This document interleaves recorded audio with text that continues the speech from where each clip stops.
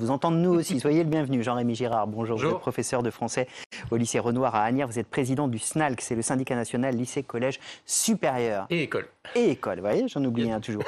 Est-ce que vous voulez des masques, vous, FFP2 ? Alors nous, on aimerait déjà des masques corrects. Je rappelle que dans l'éducation nationale, jusqu'à encore aujourd'hui, normalement ça devrait changer à la fin du mois, nous, notre employeur nous donne des masques en tissu. Depuis le début, nous avons des masques en tissu. Nous sommes probablement les seuls dans l'administration publique à avoir des masques en tissu. On est un métier, des métiers, en intérieur et avec beaucoup de monde. Donc là, le ministre a dit on va donner un stock de masques chirurgical. Est-ce que vous voudriez aller plus loin ?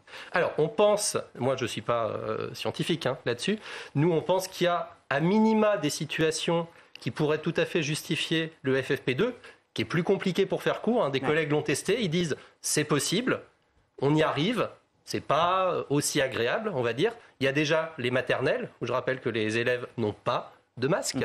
Voilà, donc on est avec 30 élèves qui n'ont pas le masque, par exemple. On a les accompagnants d'élèves en situation de handicap qui sont au contact des élèves, qui parfois vont avec eux même dans les sanitaires, aux toilettes, etc. Ce sont des catégories importantes. Les personnels infirmiers. Les personnels infirmiers, on leur distribue des masques en tissu dans nos collèges, dans nos lycées, et quand il y en a dans nos écoles primaires.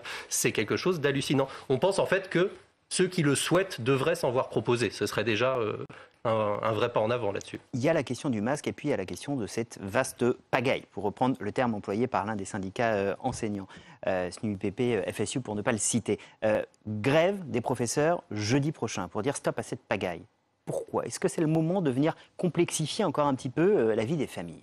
Alors, la grève du 13, c'est une grève de l'ensemble des personnels, c'est pas que les professeurs, faut le dire, parce que cette désorganisation, elle touche pas que les professeurs, et j'allais même dire en collège et en lycée, elle touche peut-être davantage les vies scolaires, les conseillers principaux d'éducation, les surveillants, elle touche les personnels infirmiers, les personnels de direction même, parfois aussi.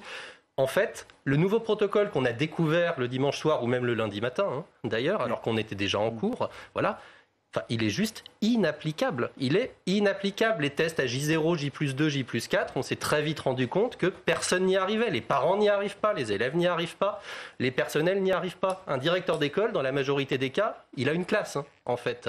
Et il se retrouve à devoir ramasser des résultats de test, des attestations sur l'honneur que le test a été fait, un papier pour bien dire que oui, le pharmacien, la pharmacienne doit donner les 2 tests qui vont avec, parce que oui, c'est bien un élève, etc., dans telle situation. Enfin, je crois qu'on ne se rend pas compte quand on n'est pas dedans, c'est de la folie. Et puis les personnels tombent malades, eux aussi. On a des vies scolaires dans des collèges ou des lycées, il doit y avoir 9 surveillants. Actuellement, dans certains endroits, il y en a un. Il y en a un qui fait le suivi, le contact tracing, l'appel aux parents, etc. Nous, ce que l'on dit sur cette grève, c'est on n'a pas fait les investissements sur l'école que nous, on demande depuis très longtemps. Parce qu'on a dialogué pendant très longtemps avant d'en arriver là. On a vraiment essayé. On n'a rien investi. Il y a toujours des fenêtres qui ne s'ouvrent pas. Il n'y a pas de capteur de CO2 dans la plupart des salles. Il n'y a rien. Il n'y a vraiment rien.